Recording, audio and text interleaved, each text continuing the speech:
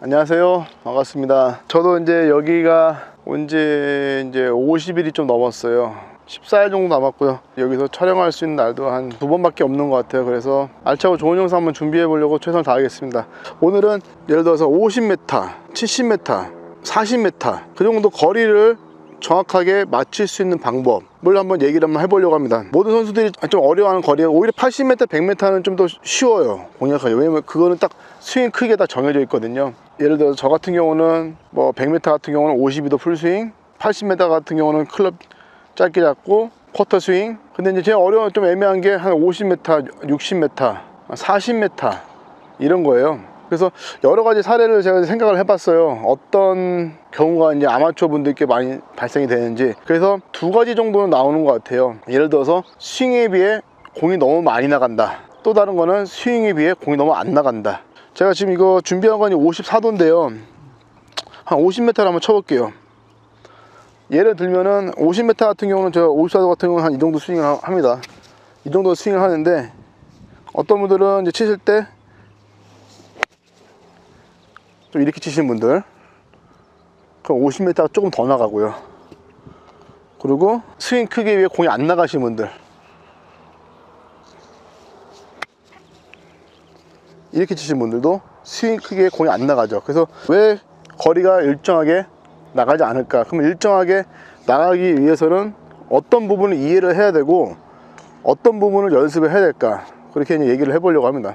첫 번째는 스윙 크기를 정해야 된다는 얘기를 많이 들어보셨죠? 예, 스윙 크기는 꼭 정하셔야 됩니다. 근데 스윙 크기를 정했다고 해서 거리가 다 일정에 나가는 건 아니에요. 제일 첫 번째 여러분들이 이해해야 할 부분은, 앞서 여러 번 설명을 해드렸지만은 다운스윙 때 중력에 대한 제가 얘기를 많이 이제 언급한 적이 있습니다.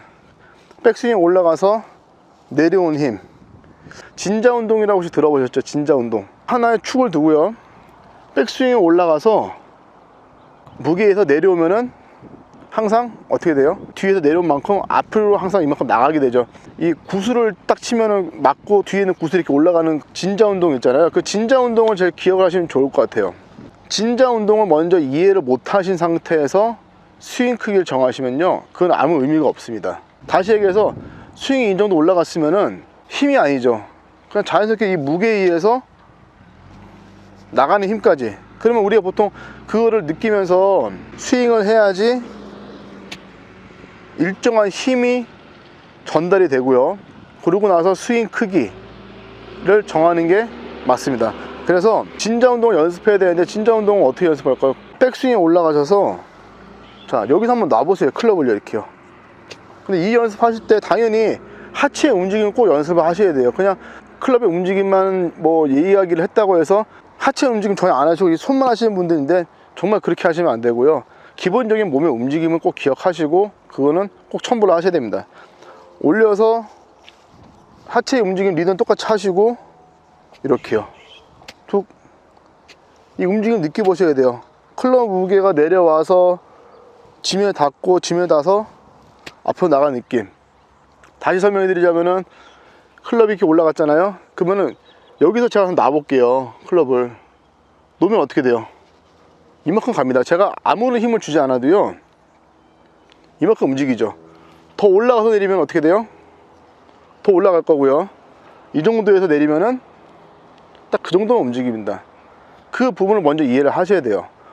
그 다음에 스윙 크기요. 예, 스윙 크기 정하셔야 되죠. 54도 같은 경우, 저 같은 경우는 한 60m 친다 생각하면은, 54, 60m 친다 생각하면은 어깨선까지 올라가거든요. 어깨선까지 올라가는 스윙 크기를 정하고, 그 다음에 제가 말한 중력에 의해서 정말 아무런 힘을 필요 없이 그냥 떨어뜨렸을 때, 중력에는 떨어뜨렸을 때 그 진자 운동에 의해서 클럽이 나가는 이 템포를 기억하시는 거죠. 자, 한번 해보겠습니다.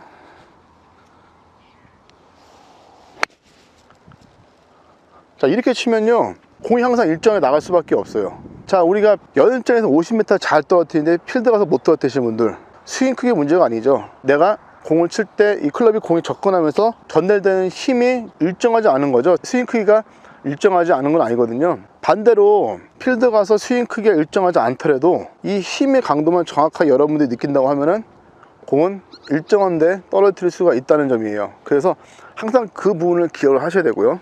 그러고 나서 이제 그 두 가지를 먼저 기억하셨잖아요. 그러면 그 다음에는 연습량이죠. 연습량은 어떻게 하셔야 됩니까? 저희 같은 경우는 이제 한 50m, 60m, 80m 팻말을 세워놔요.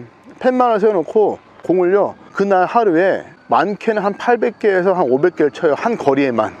그러면 처음에 아이들이 공을 칠 때 공이 잘 안 떨어져요.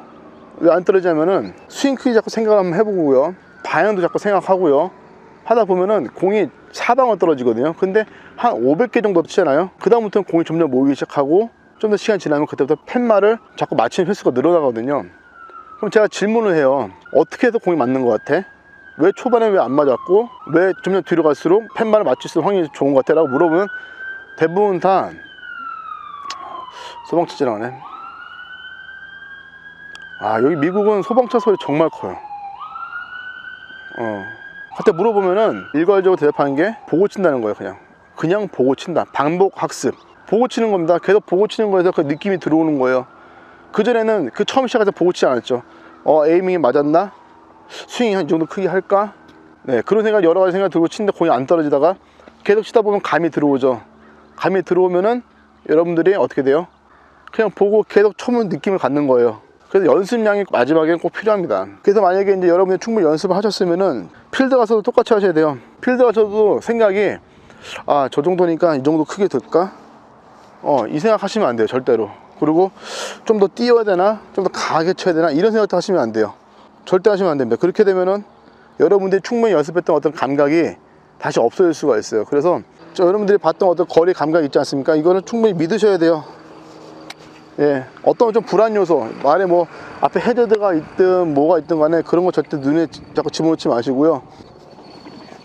똑같이 하시는 거죠. 그래서 무조건 연습을 많이 해서 이거 된다 안 된다 얘기하는 것보다는 정말 좋은 연습, 정말 필요한 연습을 꼭 하셔서 여러분들이 골프 라운딩 하시는데 재미를 많이 느끼셨으면 좋겠습니다. 자, 고맙습니다. Be cool, just move with the groove. No funk in here, the beat way too smooth. Yeah, let's just do what we came to do. Just vibe with it, vibe with it, vibe with it. Be cool, just move with the groove. No funk in here, the beat